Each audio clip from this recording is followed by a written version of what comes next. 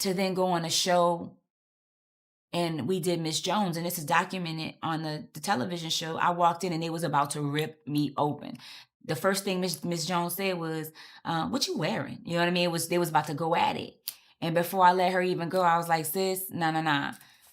I went through Katrina, so don't even like." You could hear it in my voice. I didn't even have the energy to give whatever was going on, and so my whole experience after when I got on that show was a fight for my life. So I didn't really the whole making the band experience was I didn't have time to be trying to look the way people wanted me to look. My main goal was I got to get it. I got to get it. And it was bigger than a show to me. It was bigger than I hope you like me. It was bigger than let me show out. It was there is no no. There is no not getting this. And so there was a lot of stress and a lot of other things it was already difficult with the way they treated us, but there was no option for me to not. I had to get it from my But you gotta family. win. It was bigger. It was bigger than that. I didn't venture off. I stayed. So once Danity Kane our group was dismantled. Gotcha. We didn't want to leave. It was people were fired on national television. That's the truth of it.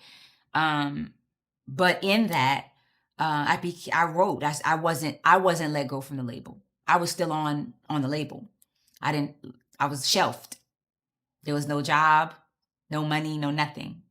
So we all left Danity Kane struggling, and I had to figure it out. And again, the New Orleans in me, the hustler in me, started writing and writing for artists and submitting it, being like, "Yo, I'm here." And I never would let it go. I was submitting constantly, with the hope that I could get off the label, with the hope that I wouldn't be shelved, because I had heard stories of people being shelved and never like being let go from their contracts. I didn't know what was going to happen with my life. And at that point, my mom and dad wanted to go back to New Orleans. I wanted to go back to New Orleans. And so in a few months into that, I got asked to work on a project. That project will become Diddy Dirty Money. Gotcha. And the crazy part is I want to ask you, as soon as you say, songwriting, like this is a question I love to ask people, like, because like a lot of people really don't understand, like, how do songwriters actually get paid? Because like it's very hard. You don't get paid as a songwriter. You got to write and be in the studio thousands and thousands of hours with multiple different people, some of which is like speed dating, meaning you ain't never met the producer, y'all ain't never had no synergy, and you walk in and you're expected to make a smash, right? Which some people amazing. 9 times out of 10, no, you got to cultivate that. So you're spending hours and hours meeting. Just when you get a synergy with another producer, you go into another production, then you go into a song, and none of this gets you paid. None of this. This is all with the hope that the artist takes the song, and then after that you do splits, and then you get paid. And then when your splits come in your royalties, most times if you're lucky, they keep the formatting as it is. But sometimes they add 95 other people to the record, and before you know it, your percentage is 10 to 15, which means you're getting this much of the pie. Hopefully that song gets into Billboard 100, and then you can see money. So get into the hustle of that. So like the amount of time that you put in for the hope of money is real. That's this game. And like, I heard, actually from one like female songwriter, like, hey, but some of the female, I'm like, singers used to be in like competition with the, songwriter, like, if they don't want you to like, outshine them, like on the demo or certain Not things like that. Not even outshine, you have to reference, like, you're not here to be an artist. You're here to cultivate for somebody else, right?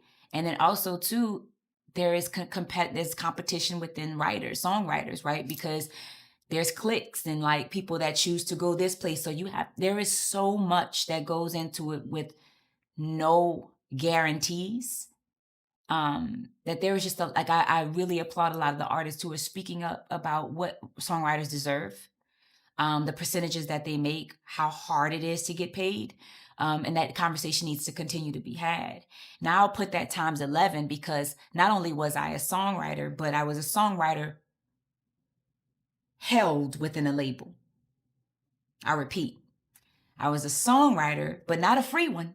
Not a one that could just go out and, part of a publishing company that would, no, I was a songwriter that was held within the grounds of my own. I was But you also an couldn't do what you artist, so wanted I to do. couldn't even do what I wanted to do. I was limited to whomever the label was telling me I should write for, which was like one or two people. Gotcha. So I'm gonna ask you this question right Yeah. now. Like, are you still held in right now?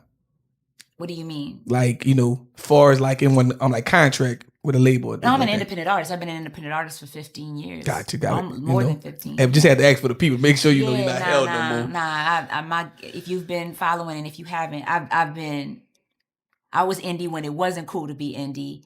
I took that risk once again, and it was very beneficial for me, and I was able to create a great life for myself as an independent artist. Gotcha. So bring me back to that day that you actually became independent. Yeah.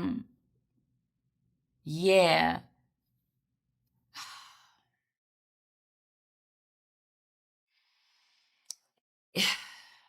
It is not an easy thing to try to ask for your freedom. And it wasn't easy. And again, being from New Orleans, the hustler in me, the God that I know, the prayer, when you know bottom, you get to a place where you, for your family, for your safety, for your mental safety, for your hope, you pray that you can just get back to the place you felt when you first started this thing. And that's what I fought for, is to get back to the night war girl. And I fought for that. And I can't get into details of like what I had to sacrifice to get that. But my journey has been difficult. And I'm grateful for God, and I'm grateful for the New Orleans mentality in me to fight for some piece of independence. And that's what I got. Gotcha. And I want to right now give your flowers for everything you've been through. Thank to you. even still be here and be mentally sane to like tell your journey. Well, therapy is real. And again, if you ask why I come home, it's because the mother and father that I have, the family that I have, and that thing that I have from being from here, y'all, that's real. I wouldn't have made it.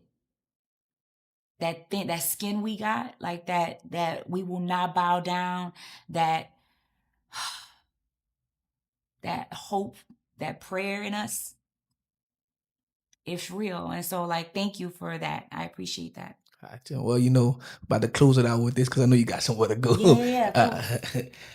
Cool. What do you enjoy most about, with your journey, and like what do you actually dislike about it?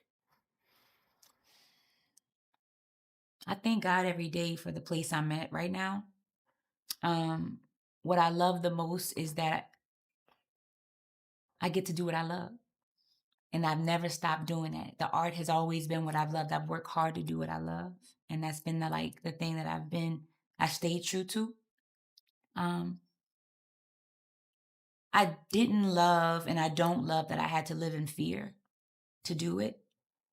And I wish for no artist and no person to ever feel like confined or stifled into the world that they're in.